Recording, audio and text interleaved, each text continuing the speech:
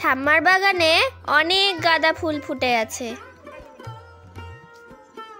তো আজকে ঠাম্মার শখ হয়েছে গাঁদা ফুল দিয়ে মালা গেঁথে ঠাকুরের গলায় পরাবে।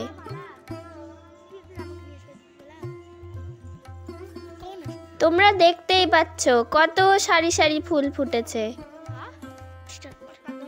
ঠাম্মা খুব শৌখিন, তো তাই অনেক ফুল এবং ফলের গাছ লাগায়।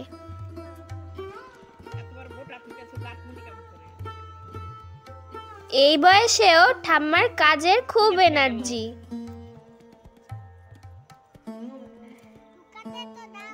কোনো সময় ঠাম্মা বসে থাকে না, এটা ওটা করতেই থাকে।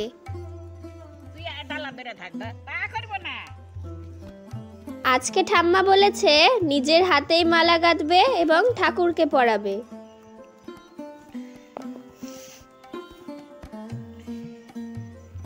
তো গাঁদা ফুলগুলোর মধ্যে শুধু থোকা গাঁদাগুলোই ফুলের মালা করার জন্য উঠিয়ে নিচ্ছে। মালা হবে, রাধা গোবিন্দর গলায় দিব। আর একদিন দিছিলাম, ওটা হইলো শুকিয়ে গেছে। মালাটা খুলে আবার এই মালাটা রেখে দিব।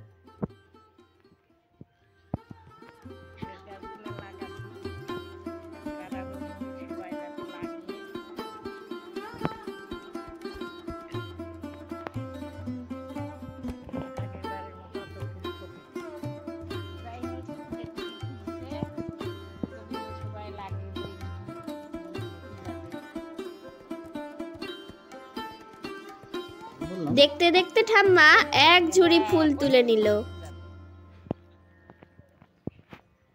আমি তো অত কষ্ট বলতে পারি না, আমার নাতিন আছে দুইটা।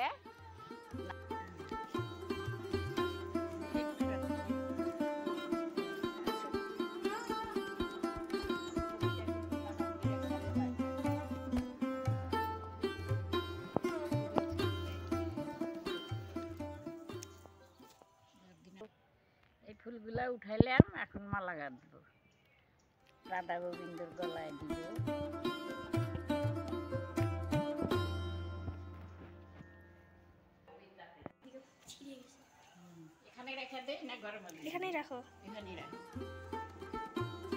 তারপরে ঠাম্মা ফুলগুলো নিয়ে মন্দিরের বারান্দায় রাখলো।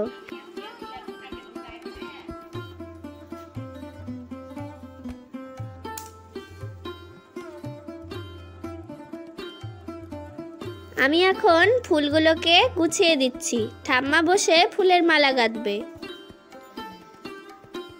এই দেখো ঠাম্মা সুসুতাও নিয়ে এসেছে।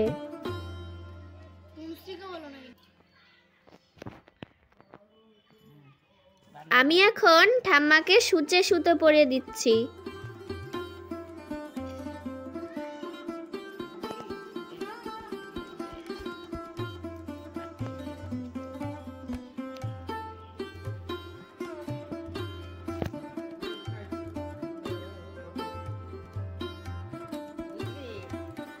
আমিও ঠাম্মার সাথে সাথে মালা গাঁথছি।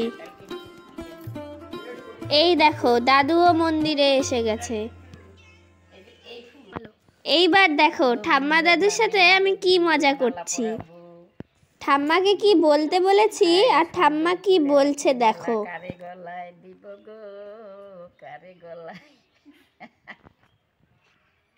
রাধা গোবিন্দ প্রাণ মোর, কারে গলায়। আমার বড় নাতিন, আপনাদের যদি ভালো লাগে তো আপনারা সাবস্ক্রাইব করতে পারেন। হাসিস কেন? কেন হাসিস রে? আমি বলতে পারি না তাই এরকম করছু। হাসিস কেন তোরা? বন্ধুরা, আমি বলতে পারি না তো পরিষ্কার, আপনারা কিছু মনে করবেন না। আমার বড় নাতনি ইউটিউব চ্যানেল খুলছেন, আপনাদের যদি ভালো লাগে তাহলে সাবস্ক্রাইব করবেন। আমার চ্যানেল নিয়ে ঠাম্মা দাদুর সাথে খুবই মজা করলাম। এদিকে কথা বলতে বলতে আমাদের মালা গাঁথাও এগিয়ে যাচ্ছে। এবছর তো অনেক ফুল হয়নি, আমাদের বাড়ি অনেক ফুল হয়। দোপটি ফুল, গাঁদা ফুল, তুলসীর পাতা, গন্ধরাজ ফুল, শেবালি ফুল, আরো গাছ ছিল। বন্যা আসছিল, ঠাম্মার কোমরে ব্যথা আছে, তাই বেশিক্ষণ বাবু হয়ে বসতে পারে না। আমি বললাম, পা মেলেই বসো।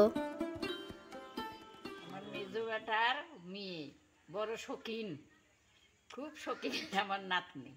হ্যাঁ, লেখায় পড়ায়, আর্ট করায়, সব দিকে।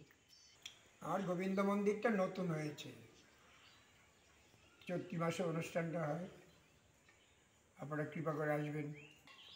মালা কাটা আমাদের কমপ্লিট হলো, এখন গোবিন্দ গোবিন্দর গালে পড়াবো। মন্দিরে না, মন্দির কেমন হয়েছে আমাদের জানাবেন কিন্তু। মালা গাঁথা কেমন হলো জানাবেন কিন্তু। চলো, আমি আর নাতনি ঠাকুরকে মালা পরাই।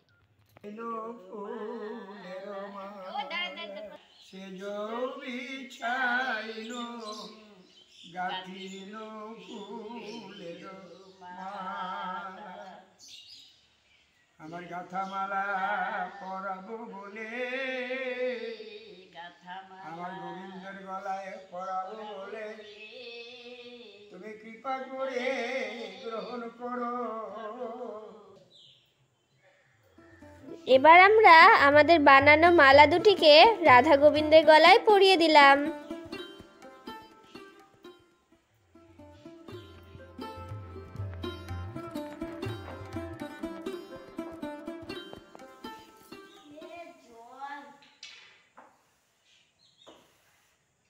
রাধা মাধবকে কেমন লাগলো আপনারা জানাবেন।